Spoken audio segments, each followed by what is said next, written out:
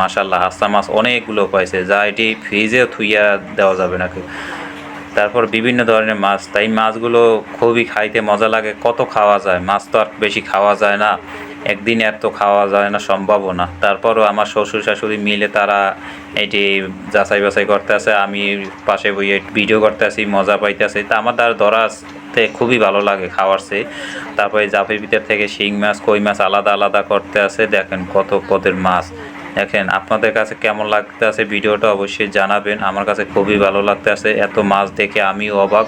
আর আমার কাছে খুবই ভালো লাগছে, এত মাছ অনেক বহু বছর পর দেখলাম। তা আপনারা এত মাছ কবে দেখছেন অবশ্যই একটু জানাবেন। দেখেন কত পদের মাছ, কত মাছ, মাশাআল্লাহ অনেক সুন্দর মাছগুলো দেখতে।